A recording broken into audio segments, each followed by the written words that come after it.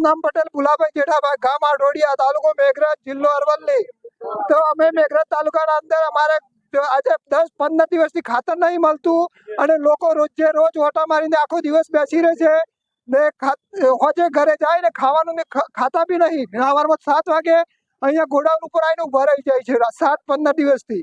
અને અમે ખેતીના અત્યારે ગારવણ બી ચાલુ થઈ ગયું છે, લોકોને ગારવેલું બી હુકાઈ ગયું છે, ખાતર મળતું નથી, બિયારણના લીધે અમારા લોકો બેસી રહ્યા છે।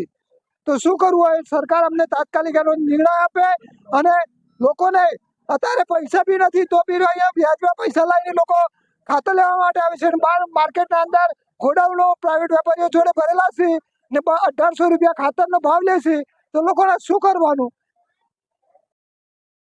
અત્યારે ખેડૂતોને ખાતર મળતું નથી અને વેપારીઓ જે પ્રાઇવેટ છે એમની પાસે ખાતર છે।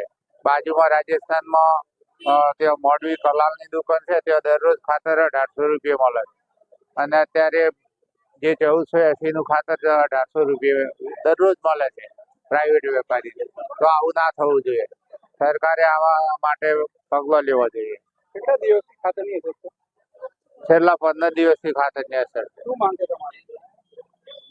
ખેડૂતોને ખાતર મળવું જોઈએ, કારણ કે ચૂંટણી વખતે બધા ખેડૂતો ખોબી ભરીને વોટ આપે છે, તો પછી એમને ખાતર મળવું જોઈએ। તમે કેટલા વાગ્યાના લાઈનમાં છો? અત્યારે અમે 9 વાગ્યાના અહીંયા ઉભા છીએ। ખાતર માટે કેટલા દિવસથી ધક્કા ખાઓ? 1 અઠવાડિયાથી ધક્કા ખાઈએ છીએ। હા, અમને ખાતર આજે 15-20 દિવસથી મળતું નથી, બરાબર છે। અમે અહીંયા રખડીને થાકીએ છીએ અને વખારીઓમાં બબ્બે હોય ને 200 નંગ ભરેલા છે, બરાબર છે। એ આજે 2000 રૂપિયા વેચાય છે કાળું બજાર। સરકાર અમારા હમ જોતી જ નથી અને અમારા લાઈનમાં ઊભું રહેવું પડે છે। ઓટલી આવો તારે કે આમ કર્યું તેમ કર્યું, બરાબર છે।